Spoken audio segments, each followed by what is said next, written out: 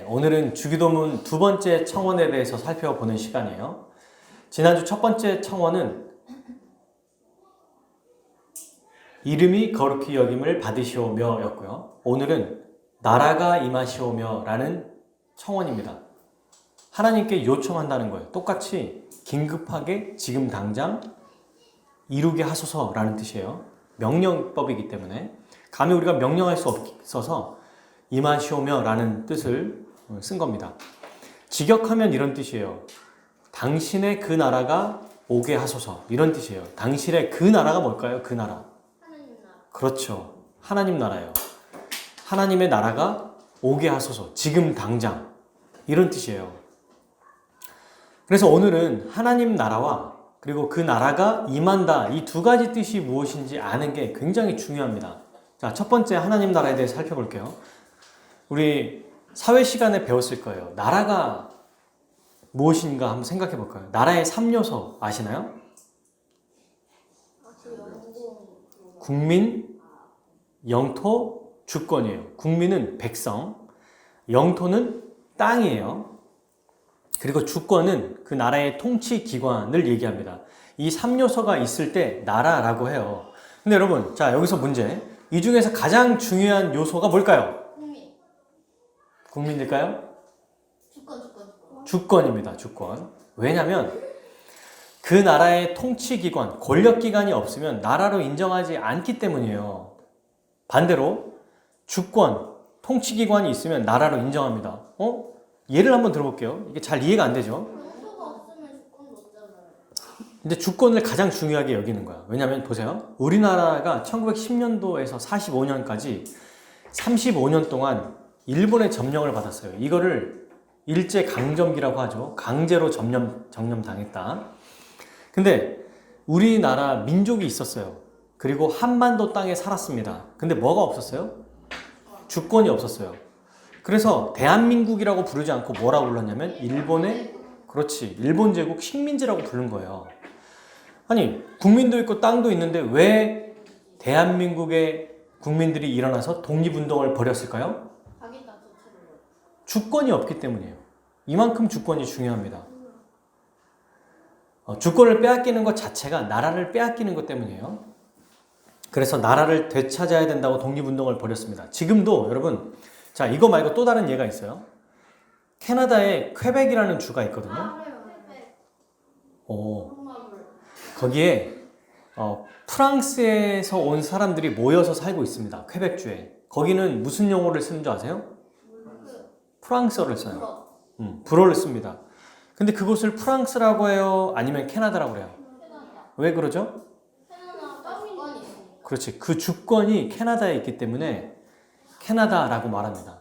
전 세계에 있는 차이나타운도 마찬가지죠. 중국인들이 있고 거의 중국 말로 사용하고 거의 중국처럼 살지만 거기 중국의 법을 따르지 않습니다. 그 나라의 법을 따르는 거예요. 이처럼 나라의 3요소 중에 가장 중요한 게 주권이에요. 근데 여러분, 이 주권을 가진 나라도 크게 둘로 나뉩니다. 약간 사회 시간이 되는 것 같죠? 주권이라고 하는 나라의 힘, 권력, 파워가 한 사람에게 있느냐, 아니면 모든 사람에게 있느냐에 따라 나라가 달라져요. 나라의 권력, 힘이 한 사람에게 있는 정치를 왕정이라고 하고요. 이 왕정 국가는 누가 왕이냐에 따라 국민들의 삶이 완전히 달라지죠. 아까 말한 공산주의면, 그 독재자면 국민들이 아주 처참하고 비참하게 살 거고, 이 왕이 너무 훌륭한 사람이라면 어려운 사람들까지도 복지 혜택을 누리며 살 겁니다. 자, 이렇게 왕정이 있고요. 또 하나, 나라의 힘이 왕 한 사람이 아니라 모든 국민에게 있다라고 하는 정치를 공화정이라고 합니다. 공화정은 국민이 선출한 대표자가 주권을 행사하는 정치라고 해요. 우리나라는 과거 개화기 이전에 조선시대까지는 왕정이었죠. 근데 이제 신문물이 들어오고 또 현재는 공화정 정치를 하는 나라예요. 헌법 전문에 어떻게 써져 있냐면 민주공화국이라고 명시되어 있습니다. 자, 그러면 성경에서 말하는 하나님 나라는 어떤 나라일까요? 왕정일까요? 공화정일까요? 왕정입니다. 맞아요. 왜냐하면 영어로 kingdom of God이에요. 하나님의 왕국, kingdom, 왕국, 그분의 나라, 그분이 통치하는 곳이라는 게 바로 하나님 나라예요. 그러니 하나님이 왕이 되셔서 다스리는 나라를 하나님 나라라고 하죠. 당연합니다. 왜 당연할까요? 하나님의 나라는 누가 주인이죠? 맞아요. 하나님이 주인이시기 때문에 하나님 나라는 바로 하나님께 통치권이 있습니다. 자, 이 하나님 나라의 주권은 바로 하나님께 있고요. 근데 이 하나님이 어떤 분이냐면 자비롭고 은혜로운 분이세요. 그래서 그분이 다스리는 것이 가장 안전하고 가장 좋습니다. 근데 자, 이제 생각해 보셔야 돼요. 아, 하나님 나라는 하나님이 왕이 되셔서 다스리는 나라구나. 그러면 이걸 이제 나라의 3요소를 생각해 보면 하나님 나라는 땅이 있는 나라입니까? 땅이 없는 나라입니까? 이게 참 애매해요. 어려워요. 사실 제가 이 하나님 나라에 대한 개념을 쓸 때 그제 한 일주일 동안 정말 애를 많이 먹은 것 같아요. 이걸 명확하게 연구하느라. 그래서 지금까지 제가 이제 연구한 것들을 좀 얘기를 해볼게요. 그래서 잘 명확하게 이제 명시할 수 있게 되었습니다. 자, 처음에 하나님께서 창조하신 에덴 동산을 하나님 나라의 원형이라고 그래요. 원형. 아예 하나님 나라라고 얘기해요. 근데 이때 에덴 동산은 땅에 있었습니까? 없었습니까? 있었죠. 백성이 있었습니까? 없었습니까? 누구죠? 백성이? 맞아요. 아담과 하와. 그리고 주권은 있습니까? 없어요? 누구죠? 하나님. 하나님이 왕으로 다스리잖아. 왕정이니까. 그래서 에덴 동산, 최초로 하나님이 만드신 하나님 나라는 나라의 3요소가 충만하고 거기에 주권은 하나님이었던 왕정 정치인 거예요. 그리고 또 예수님이 재림하실 때 완성될 하나님 나라도 땅이 있어요? 없어요? 있어요. 부활한 몸이 거해야 될 곳이 있어야 되잖아요. 그래서 거기를 새하늘과 새 땅이라고 말합니다. 그것도 땅이 있는, 영역이 있는, 장소가 있는 하나님 나라예요. 우리가 이걸 소망하는 거죠. 그러니까 지금까지 살펴보면 하나님 나라는 3요소 중에 특별히 주권이 아주 막강하고 하나님이 다스리고, 그리고 그 나라는 하나님 나라의 원형이었던 에덴 동산과 마지막 완성될 하나님 나라를 보면 땅이 있는 완전한 나라다, 온전한 나라다라고 생각할 수 있어요.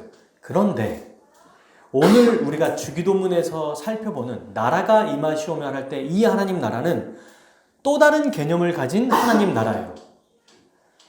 땅이나 영역이 있는 하나님 나라를 말하는 게 아닙니다. 성경은 두 가지로 하나님 나라를 설명하거든요.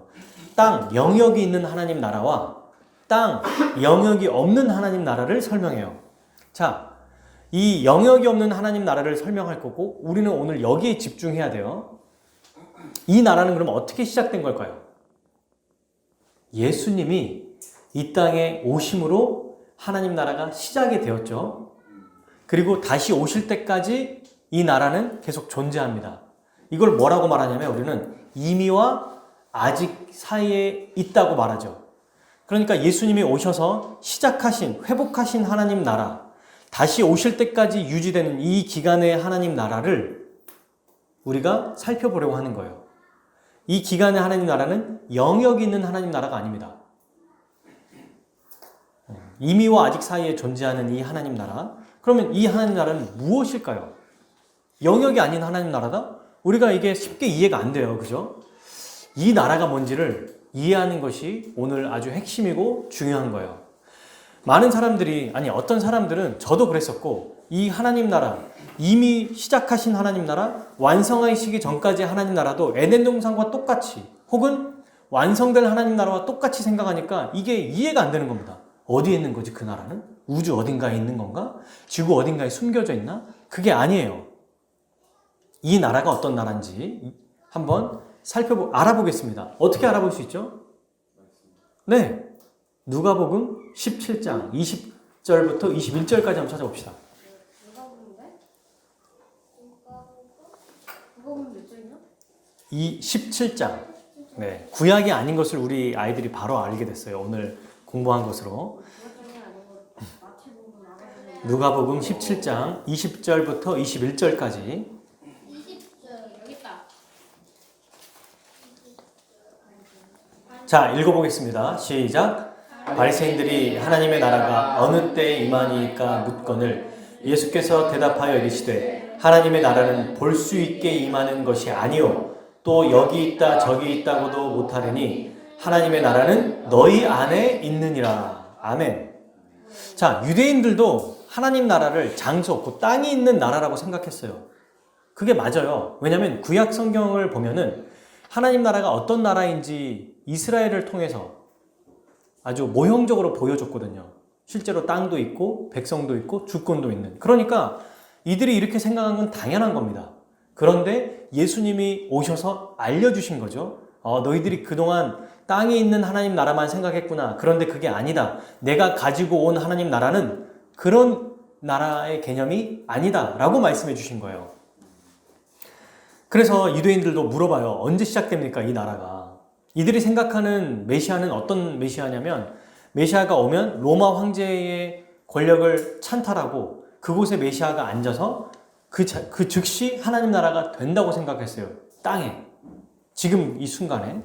그런데 예수님은 그게 아니라고 말씀하신 거죠. 뭐라고 했어요? 첫 번째, 볼 수 있다 없다? 없다. 이게 첫 번째 특징이에요. 안 보인다는 거예요. 땅이 없다는 얘기입니다. 그래서 그러면 이 나라를 우리가 굳이 설명한다면 어떤 나라일까요? 영적인 하나님 나라입니다. 그죠? 안 보이니까. 두 번째, 그러니 여기 있다 저기 있다고 할 수 있다 없다? 없다. 왜? 영적인 하나님 나라니까. 보이지 않고 장소로 국한되는 게 아니기 때문에 여기다 저기다라고 할 수 없다라고 얘기했어요. 그리고 마지막 세 번째 특징이 뭐예요? 하나님 나라는 어디에 있다? 너희 안에 있다. 이게 영어로 보면 among이거든요. 너희 사이에. 너희 안에 있다라는 뜻이에요. 너희들 안에. 신자들 안에, 믿는 자들 안에 있다는 얘기입니다. 이게 여러분, 이제 짐작이 좀 될 거예요. 그리고 이제 이 예수님이 말씀하시는 혹은 성경에서 나와 있는 하나님 나라의 이런 의미로 쓰인 하나님 나라의 문맥을 살펴보면 어떤 의미인지를 알 수 있는데 더 정확하게 알려면 이 헬라어 원어를 한번 살펴보면 돼요. 하나님 나라라고 하는 바실레이아라고 하는 이 원어의 내용이 바로 어떻게 해석이 되냐면 지배, 주권, 왕권, 통치권, 다스림 이런 뜻으로 해석이 됩니다. 그러니까 예수님이 말씀하신 하나님 나라는 어떤 나라예요? 영역이 있거나 땅에 있는 눈에 보이는 나라가 아니라 하나님의 통치를 말해요. 영적인 하나님 나라는 하나님의 다스림을 말하는 겁니다. 이름은 나라인데 뜻은 통치라는 거예요. 하나님의 통치라는 뜻입니다.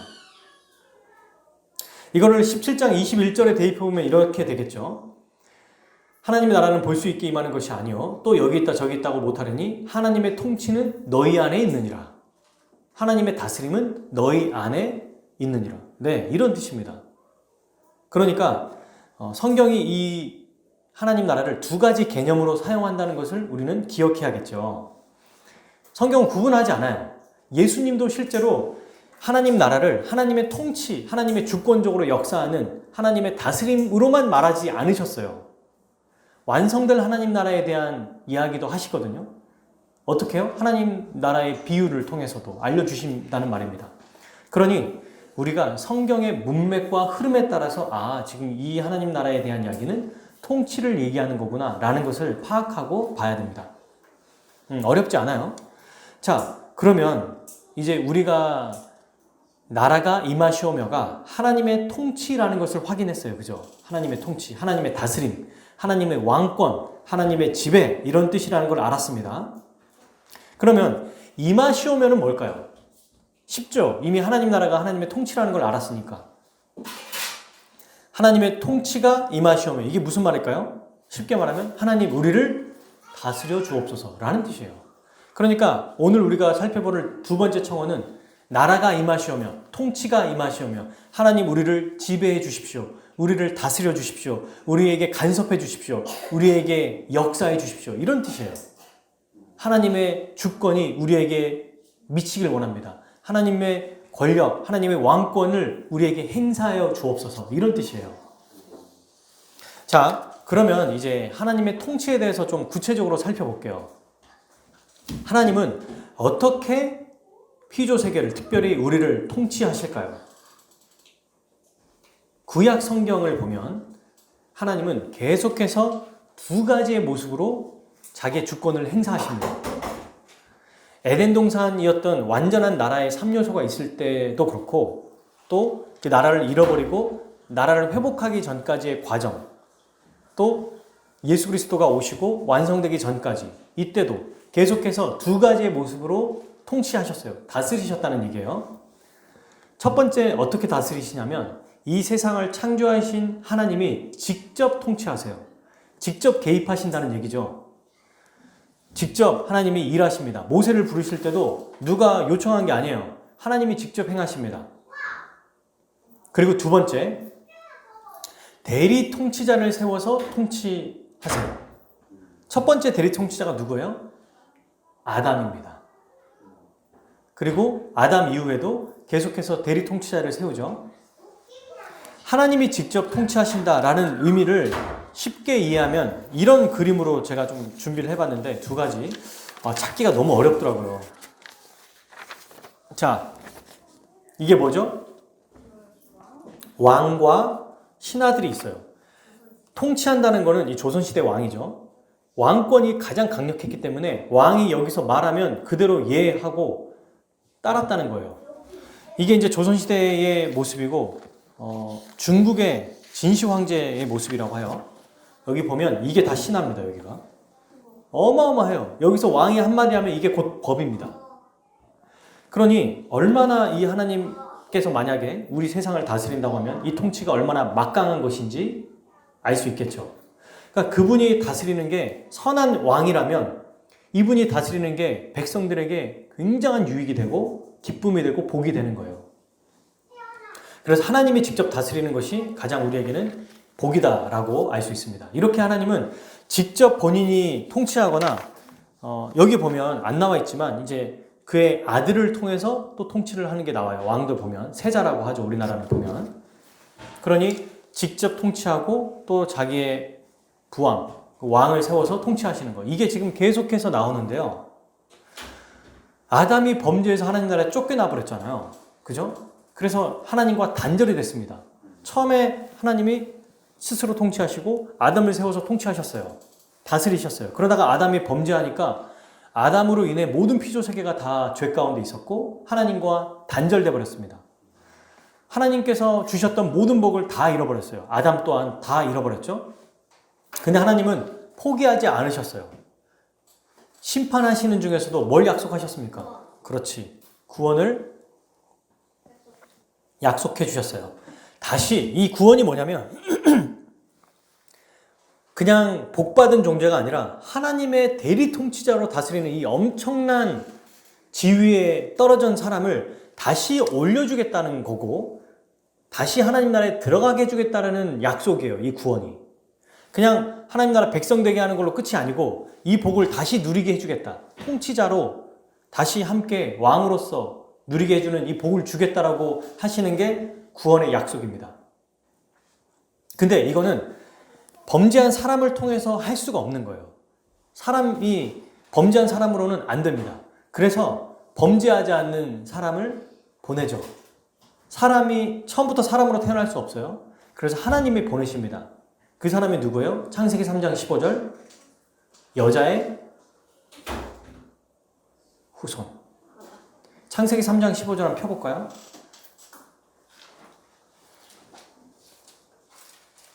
그래서 우리 예담이랑 예준이가 한번 읽어주세요. 창세기 3장. 자, 같이 읽어볼게요. 예준이랑 예담이랑 시작. 내가 너를 여자와 원수가 되게 하고 내 후손도 여자의 후손과 원수가 되게 하리니 여자의 후손은 너 머리를 상하게 할 것이요 너는 그의 발꿈치를 상하게 할 것이라는 알아요. 아멘. 네, 기억나죠? 여기에 나와 있는 여자의 후손이 이 여자의 후손이라는 사람을 통해서 잃어버린 하나님 나라의 복과 지위를 다시 회복해 주겠다라고 말씀하신 거예요. 그래서 여러분 이제는 하나님께서 계속 통치하셔야 되는데 어떻게 통치하시냐면 여자의 후손을 통해서 우리가 복받고 구원받게 하시려고 하는 계획을 정한 겁니다. 이게 그러면 이제 여자의 후손이 올 때까지 하나님이 하나님 나라를 주시겠다고 그 나라에 들어가게 하시겠다고 말씀하셨잖아요. 그게 어떻게 보여지는지의 과정이 구약 성경인 거예요. 창세기 3장 16절부터 복음서 시작되기 전 말라기까지 하나님께서 어떤 나라를 주시는지 어떻게 이 나라를 이끌어 가시는지 그러면서 동시에 여자의 후손을 어떻게 이어가게 하시는지를 보여주는 게 구약 성경이라는 거죠. 아주 쉽게 보면 여러분 3요소가 다 있습니다. 여기에서 백성 하나님은 아브라함을 불렀어요. 그리고 아브라함의 자손을 택하셨습니다. 아브라함의 자손 중에 야곱이 나왔고 야곱의 12아들이 지파가 됐습니다. 그리고 그들은 이스라엘 백성이 됐어요. 그죠? 백성을 만들어줬죠. 두 번째, 땅은요. 아브라함이 막벨라 굴을 샀어요. 이게 최초의 말하자면 하나님 나라의 모형적인 땅이에요. 근데 그 막벨라 굴이 어디까지 커지죠? 가나안 땅까지. 그래서 나중에 전쟁에서 해렘하고 다 물리치는 다음에 땅까지 주셨어요. 그리고 주권은요. 하나님이 계속 다스리셨죠. 그리고 어떻게 했어요? 두 가지 모습을 보여준다고 했잖아요. 여자의 후손, 완전한 통치자가 오기 전까지 모형적으로 통치자를 계속 세우셨습니다. 그게 누구예요? 사사, 모세, 그 다음에 왕들입니다. 기억나시죠? 그래서 모세를 통해서 말씀하시기도 하고 사사들을 세워서 사사기 때 또 백성들을 세우기도 하고 우리가 알고 있는 삼손이 사사 중에 한 명이죠. 기드온 사사 중에 한 명이에요. 그리고 우리가 잘 아는 다윗도 하나님께서 세우신 왕입니다. 다윗이 왕 중에 하나님이 세우신 사사 중에 왕 중에 가장 훌륭하고 탁월한 왕이었음에도 불구하고 다윗도 범죄합니다. 그래서 뭘 보여줘요? 사람으로는 안 되는구나. 아무리 하나님이 대리 통치자를 세워도 사람은 완전하게 통치할 수 없구나 라는 것을 보여주는 게 바로 구약 성경이에요. 여러분, 그래서 우리가 이제 점점점 뒤로 갈수록 뭘 알게 되냐면 이 대리 통치자가 누군지 분명하게 아주 알게 되거든요. 안개가 거치듯이. 사무엘하 7장에 보면 이제 이 대리 통치자가 누군지 분명하게 나옵니다. 누구예요? 다윗 언약에서 말씀하셨죠? 너의 씨를 통해서. 그리고 그를 누구라고 불러요? 하나님의 아들이라고 부릅니다. 이 대리 통치자는 그냥 사람이 아니라 하나님의 아들이구나 라는 걸 알게 되죠. 사람들은 생각해요. 아담이 그러면 최초의 통치자였고 그 다음에 아담이 실패해서 다른 이제 예수님의 대리 통치자를 세우신 것이군요 라고 생각해서는 안 됩니다. 아담도 모형이에요. 아담도 대리 통치자 중에 그냥 하나의 모형이지 진짜 완전한 대리 통치자는 처음부터 예수 그리스도였습니다. 처음부터. 아담이 대리 통치자로 있었고 만약에 범죄하지 않았을지라도 예수님이 하나님의 때에 최고의 대리 통치자로 세워졌을 거예요. 아담이 실패했기 때문에 예수님이 세워진 것이 아닙니다. 그게 어디 나와 있습니까? 성경에 나와 있죠. 한번 찾아볼까요? 로마서 5장 14절. 로마서는? 그렇죠. 5장 14절. 그리고 17절 이렇게 두 절만 읽어볼게요. 14절 읽어볼까요? 시작. 그러나 아담으로부터 모세까지 아담의 범죄와 같은 죄를 짓지 아니하는 자들까지도 사망이 왕노릇하였나니 아담은 오실 자의 뭐다? 모형이라. 17절 한 사람의 범죄로 말미암아 사망이 그 한 사람을 통하여 왕노릇하였으니 자 여기 이 사람이 누구죠? 한 사람의 범죄와 왕노릇? 아담이에요. 더욱 은혜와 의의 선물을 넘치게 받는 자들은 한 분 누구? 예수 그리스도를 통하여 생명 안에서 왕노릇 하리로다. 아멘. 예수님이 하나님께서 원래부터 창세전부터 계획하신 유일하고 완전하고 온전한 대리 통치자셨습니다. 그래서 하나님은 이것을 보여주신 거예요. 인간의 실패를 통해서 인간은 안 되는구나를 또 보여주시면서 완전한 대리 통치자를 세워서 또 하나님의 뜻 그대로 통치하는 일을 행하셨다는 것입니다. 이분이 누구라고요? 예수 그리스도. 그래서 마가복음 1장 복음서 처음에 누가 나와요? 아브라함과 다윗의 자손 예수 그리스도의 계보다 예수님에 대한 이야기를 얘기하는 것입니다. 이 예수님을 통해서 하나님 나라가 임했죠. 하나님 나라가 뭐라고 그랬어요? 이때 임한 하나님 나라, 여기서 시작된 하나님 나라, 하나님의 통치. 예수님이 오심으로 진짜 대리 통치자가 나타나니까 온전한 하나님의 통치가 시작된 거예요. 진짜 통치가 시작된 거예요. 이거를 예수님이 하나님 나라라고 말씀하신 겁니다. 이미와 아직 사이에서. 그래서 이 나라를 우리는 눈에 보이지 않는 영적인 하나님 나라라고 얘기합니다. 자, 여기까지 잘 따라오셨죠? 이해가 되시죠? 근데 여러분, 이 하나님 나라, 하나님의 통치는 모든 사람이 받을 수 없어요. 하나님의 통치는 이 모든 세상에 있지만 특별히 믿는 자에게만 부어지기 때문입니다. 그곳이 어디예요? 교회. 하나님의 통치는 하나님 나라를 가지고 오신 예수님을 믿고 그분을 의지하고 따르고 신뢰하는 자들에게만 부어져요. 그래서 이게 온전하진 않아요. 아직은. 하나님의 주권이 모든 세상에 다 퍼져 있지만 믿는 자에게 특별히 집중 포화되거든요. 믿는 자에게 하나님의 관심이 있는 거예요. 근데 이제 이 하나님의 주권이 모든 세계에도 충만하게 임하는 때가 언제입니까? 우리 주님이 다시 오실 때예요.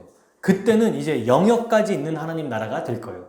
그 사이는 하나님의 통치가 믿는 자들에게 충만하게 나타나는, 교회에 나타나는 거예요. 그래서 교회를 누군가는 하나님 나라다라고 말하죠. 근데 하나님 나라는 아니에요, 교회는. 통치로 말하면 그 하나님 나라가 맞는데 영역까지 있는 온전한 완전한 하나님 나라는 아니라는 거예요. 그러니까 이거를 오해하면 사람들이 용어도 헷갈리게 될 수 있겠죠. 그래서 우리는 지금 잘 정리했어요. 예수님이 오셔서 가지고 오신 하나님 나라는 하나님의 통치구나. 근데 이 통치가 더 온전해지고 완벽하게 행해질 때는 우리 주님이 오시는 영역까지 있는, 땅에 있는, 장소가 있는 하나님 나라구나. 이제 이걸 생각하면 되겠습니다. 그러면 현재 이미와 아직 사이에 있는 하나님의 나라, 이 통치가 어떻게 임할까요? 어떻게 임할까요? 이 하나님 나라는. 예수 그리스도를 통해서 임한다고 얘기했죠? 예수 그리스도를 통해서 임해요. 그러면 자, 여기서 또 하나 우리가 들어가 봐야 돼요. 하나님의 나라는 하나님의 통치다. 근데 그 통치는 예수 그리스도를 통해서 시작이 됐고 실현되는구나. 그러면 예수님은 어떻게 하나님의 통치를 실현시킬까요? 다시 말하면 하나님의 통치를 받아서 어떻게 이루실까요? 우리에게. 어떤 방식으로 이룰까요? 오! 박수 한번 보내주세요. 오늘 좀 연속 2번 제가 심장 어택을 받네요. 맞아요. 말씀과 성령을 통해서 하나님의 통치를 이루십니다. 너무 자, 기분이 다 좋네요. 말씀, 이 말씀이 뭡니까? 복음이죠. 복음을 통해서, 복음 전파를 통해서 하나님의 통치를 실현하세요. 그래서 예수님이 오시자마자 하신 게 뭡니까? 때가 참에 하나님 나라가 가까이 왔다 하면서 말씀하신 게 뭐예요? 하나님 나라의 복음을 가르치시더라 라고 하신 겁니다. 그럼 여러분, 하나님 나라의 복음이 뭐죠? 이 복음이 뭐예요? 복음. 예수님이 어떤 분이시고 어떤 일을 행하셨는지를 아는 게 복음이에요. 그러니까 복음의 내용은 쉽게 얘기하면 이겁니다. 예수님은 하나님의 아들이시고 그리스도로서 하나님께 보냄을 받아 하나님이 계획하신 그 십자가에서 우리를 위해 형벌 대속적 죽음을 죽으셨다. 그러니까 예수님이 하나님의 아들로서 우리의 죄를 위해 대신 대속제물이 되셨다. 이게 바로 복음이라는 거예요. 이거를 믿으면 하나님의 통치를 받습니다. 아멘. 이게 하나님께서 통치하시는 방법이에요. 예수 그리스도를 통해서. 예수님을 통해서 통치하시는 거죠. 그분의 사역과 그분의 말씀과 그분의 인격을 통해서 우리에게 알게 하시고 그 인격을 믿을 때 하나님께서 역사하신다는 겁니다. 이렇게 역사할 때 어떤 일이 벌어지기 때문에 그래요? 말씀이 선포되고 선포된 말씀을 듣고 아멘 하고 받아들이고 동의할 때 성령께서 역사하심으로 하나님의 통치가 아주 구체적으로 이루어져요.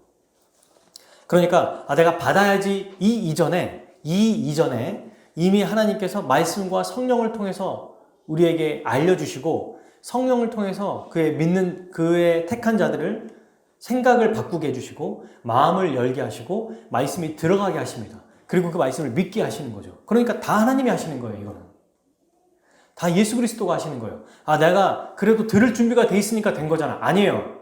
내가 들을 마음이 생긴 거잖아. 아닙니다. 다 말씀 자체가 우리의 어두운 생각과 우리의 어두운 영적인 것들을 깨트리는 거야.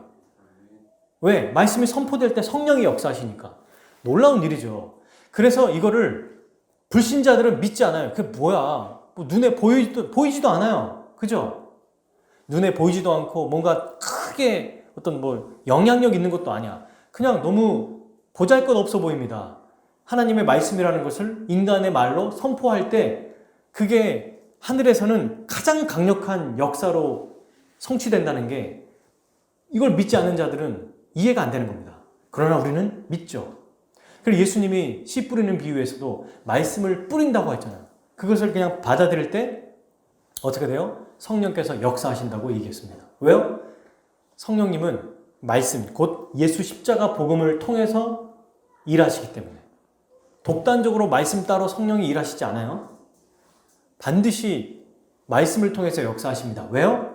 성령님이 누구시니까? 그분의 정체성은 그리스도의 영이시기 때문에 그래요. 그리스도와 상관없이 일하시지 않습니다.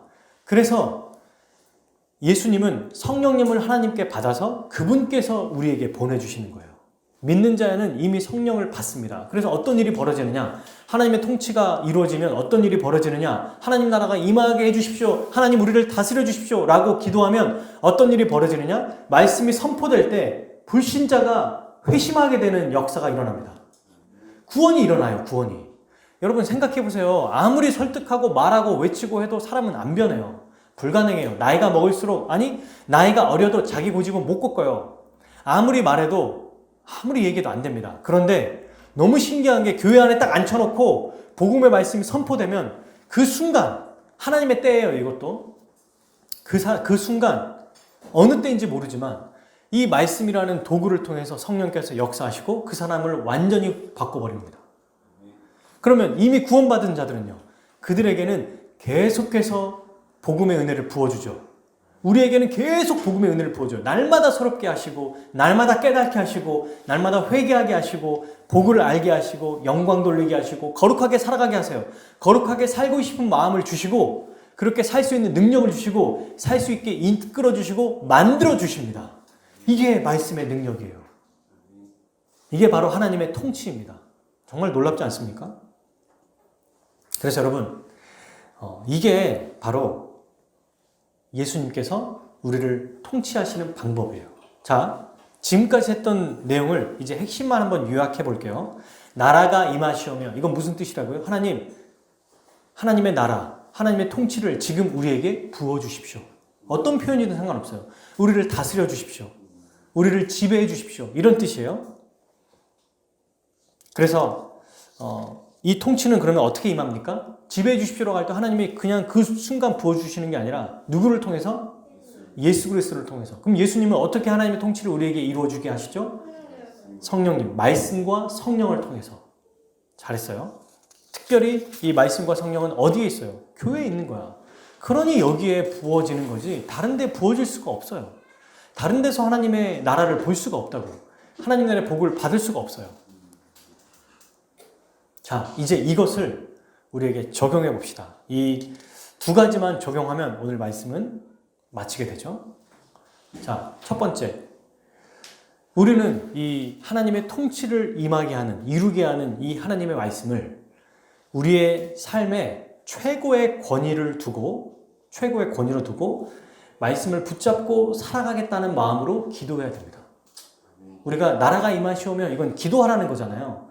어떻게 기도해야 되는가? 어떤 마음으로 기도해야 되는가? 하나님의 말씀, 예수 그리스도의 십자가 복음, 그 은혜의 복음이 나의 삶의 최고의 기준이고 최고의 권위입니다. 말씀대로 내가 살겠습니다. 말씀대로 따르겠습니다. 순종하겠습니다. 말씀만 붙잡겠습니다. 이 마음을 가지고 기도해야 된다는 것입니다. 그래서 하나님 말씀이 지금 선포될 때 하나도 가감하지 말고 딴 생각하지 말고 있는 그대로 받아들이겠다는 마음으로 말씀을 들어야겠죠. 성경에서 하라고 하면 네 하고 순종하지 말라고 하면 또 네 하고 이렇게 하는 거예요. 큐티를 제가 언급한 적이 있는지 모르겠어요. 큐티도 하나님의 말씀을 잘 우리가 이해하려고 하는 좋은 습관이잖아요. 근데 여기에서 조금 조심해야 될 부분이 있어요. 뭐냐면 내가 은혜 받은 것만 받아들이겠다라고 하는 거예요. 그래서 사실 우리도 성경 그 나눔을 할 때 우리는 마음에 와닿는 것을 얘기한다고 하지만 사실은 모든 내용을 다 정리하잖아요. 그래서 이제 조금 더 나중에는 이 용어를 좀 분명하게 할 필요는 있겠지만 지금 잘하고 있어요. 근데 큐티의 영향을 받아서 어떻게 말씀을 보게 되냐면 이 말씀을 선포하면 아 이건 누구가 들었으면 딱 좋겠네. 또 쭉 듣다가 나하고 별로 상관이 없다가 어떤 단어나 문장이나 구에 딱 꽂히면 그것만 받아들입니다. 그거는 말씀을 최고의 권위로 두는 게 아니에요. 말씀이 최고의 권위로 두는다는 거는 정리를 잘해야 됩니다. 그래서 우리가 노트를 가지고 필기하잖아요. 아, 내가 좋은 것만 써야지가 아니라 정리하는 거예요. 정리. 똑같은, 그러니까 시험 범위가 여기서부터 여기인데 이 5번만 나오니까 공부하세요가 아니라 이 공식을 다 알아야 되는 거예요. 수학이라고 하면. 이것처럼 하나님의 말씀이 선포될 때 가감하지 않겠다. 하나도 놓치지 않겠다. 있는 그대로 내가 다 받아들이겠다라는 마음으로 말씀을 붙잡고 의지하며 살아야 됩니다. 그게 바로 성경이 하라고 하면 네 하고 하지 말라고 하면 네 하는 거. 이게 바로 우리가 해야 될 자세인 거죠. 그래서 이제 어떤 분들을 보면은 우리는 아니지만 아 이건 좀 어려울 것 같아요. 아 그건 좀 이 말씀은 좀 나중에 하겠습니다. 이렇게 말하는 분들을 들어본 적이 있죠. 아, 이 말씀이 이렇게 나와 있는 게 분명한데 좀 못할 것 같은데요. 이렇게 말하는 거예요. 이거는 그 책임이 저에게 있지 않습니다. 그 사람에게 있어요. 만약에 근데 제가 공적으로 주일날 하나님의 말씀을 선포하는 목사가 설교를 했는데 잘 못 알아듣거나 이해가 안 돼서 무슨 말이야? 이러면 이 책임은 저에게 있는 거예요, 사실. 왜? 하나님의 말씀을 있는 그대로 다 설명해 주지 못하고 해석하지 못했거든요. 그러니 여기서 여러분, 자, 말씀을 최고의 권위로 둔다고 하는 거는 목회자인 저에게도 어떻게 적용이 되냐면 성도들이 이 중에 이거 산발탄처럼 이 중에 하나만 맞아라. 이 중에 하나만 딱 마음에 와닿아라. 이렇게 하는 게 아니에요. 이 사람들이 듣든지 안 듣든지 인정하든 인정하지 않든 전부 다 설명해야 돼요. 전부 다. 그래서 말씀을 잘 전했다. 은혜가 된다. 이건 뭐냐면 내 마음에 심금을 울렸다. 내 눈물을 짜게 했다. 이게 아닙니다. 진짜 설교를 잘했다라고 하는 정의는 어떻게 하게 되냐면 있는 그대로 하나님 말씀을 다 전했구나. 본문의 내용을 빠짐없이 잘 이해하고 설명하게 했구나. 이게 설교의 기준인 거예요. 저는 이 기준으로 설교합니다. 그래서 때로는 딱딱하기도 하고 막 뭔가 공부하는 것 같기도 하고 지식적이기도 하지만 그러나 그게 말씀을 가장 최고의 권위로 두는 거예요. 내가 재단하지 않겠다는 거예요. 내가 자로 재가지고 여기 자르고 이거 좋고 이거는 가공해가지고 마치 예술작품 만들듯이 뉴스거리 가지고 오고 기사거리 가지고 와서 사람들이 이 시점에서 폭발할 거야. 이렇게 안 하겠다는 거예요. 이렇게 하지 않습니다. 왜요? 그거는 하나님의 말씀을 있는 그대로 다 전하는 게 아니라 자르는 거잖아. 편집하는 거잖아요. 그렇게 하지 않아야 된다는 겁니다. 동시에 여러분들도 이 말씀을 최고의 권위로 두겠다는 건 뭡니까? 제가 말했던 거를 빠짐없이 하나도 놓치겠다는 게 아니라 큰 흐름과 핵심과 의미를 다 알아야 된다는 거예요. 그리고 그 안에서 내가 깨닫는 게 아니라 그것을 내가 잘 모르겠어도 내가 잘 말하자면 필이 오지 않아도 와닿지 않아도 그걸 적용해 보려고 노력하는 거. 그게 하나님 말씀을 최고의 권위로 두는 것입니다. 이런 마음으로 하나님 말씀을 받고 하나님의 나라가 임하시옵소서라고 기도하는 거예요. 이게 바로 나라가 임하시오며 라고 하는 기도의 첫 번째 자세입니다. 하나님 말씀 통치하십시오. 근데 하나님 아시죠? 그 중에 이거 빼고 저 이거 하고 근데 이건 싫은데요. 이건 일단 보류. 그 다음에 통치해 주세요.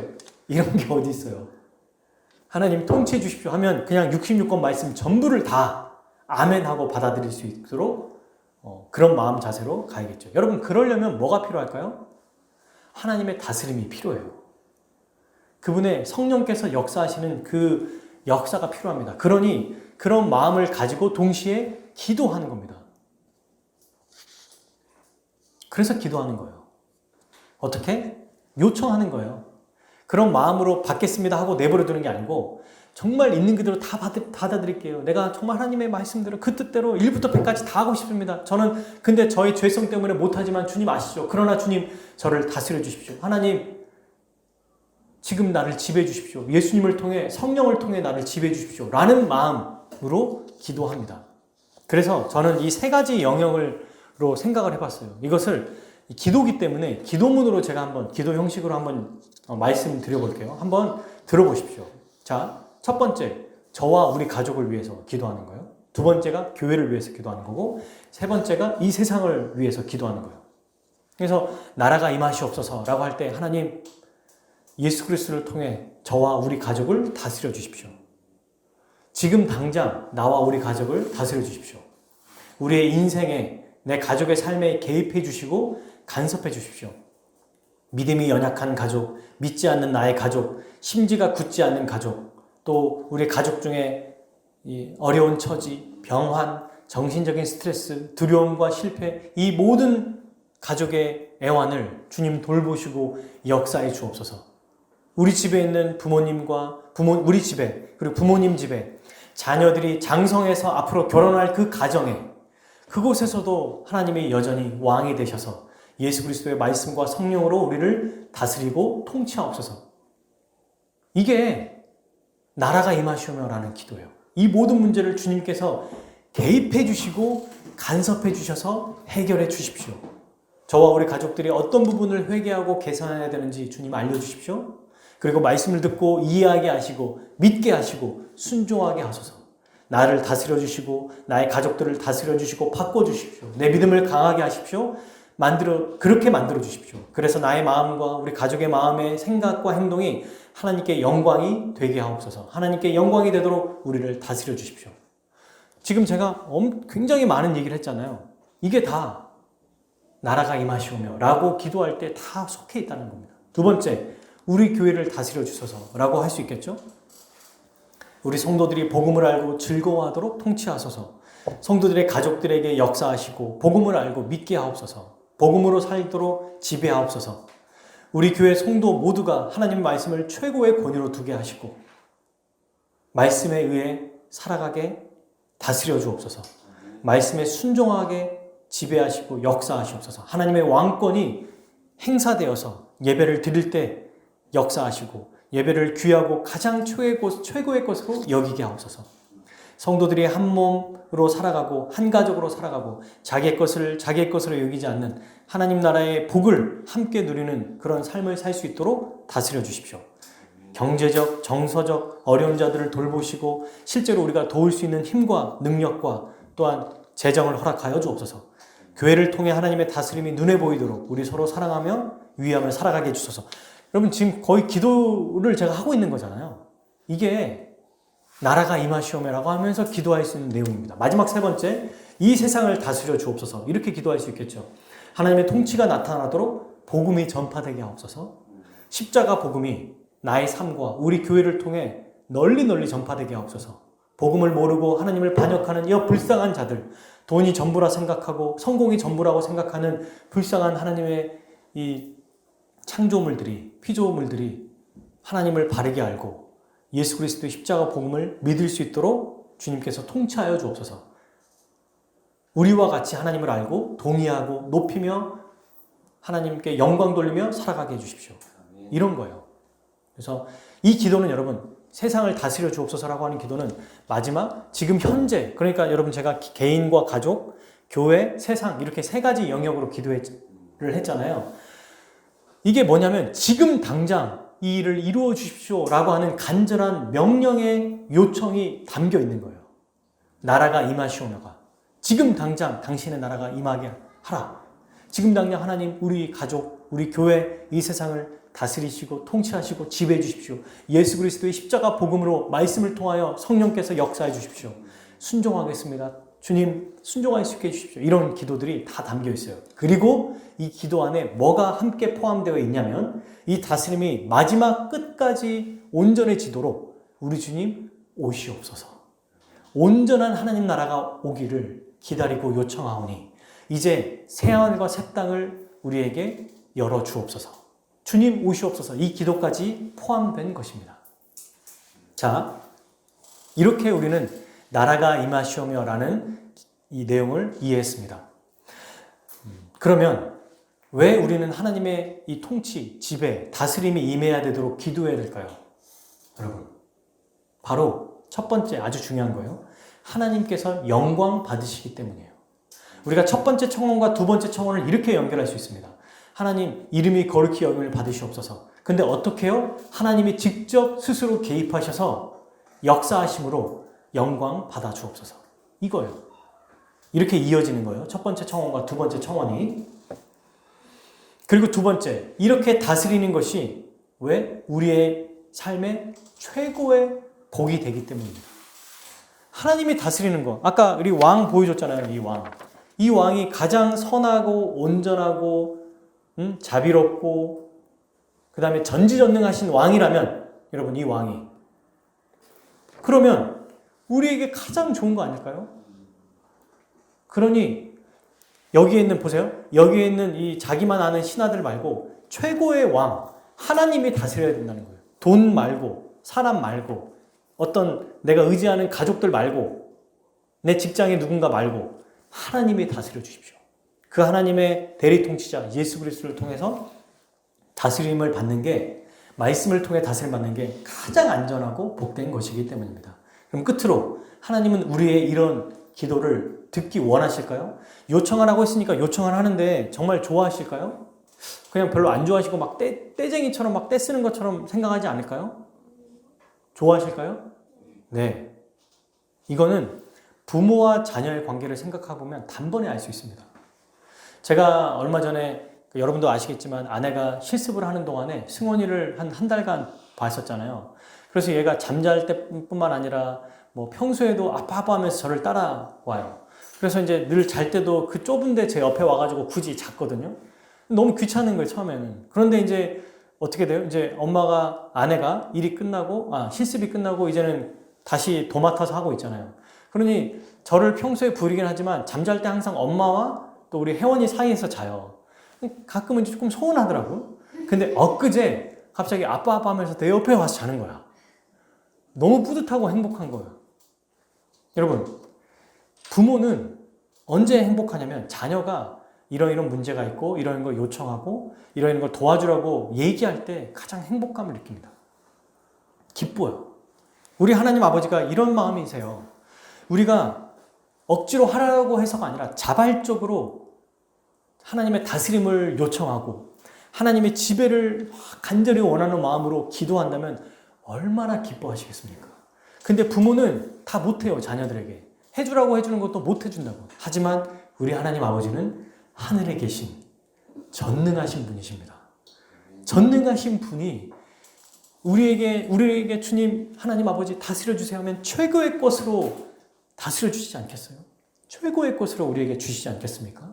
그러므로 사랑하는 여러분, 오늘 하루도 이번 한 주도 우리 인생 끝날 때까지 하나님의 나라가 임하기를, 하나님의 다스림이 충만하기를 우리의 개인과 가족과 교회와 이 세상에 그렇게 충만하기를 원하고 소망하며 기도하며 살아갑시다. 우리 함께 기도하겠습니다.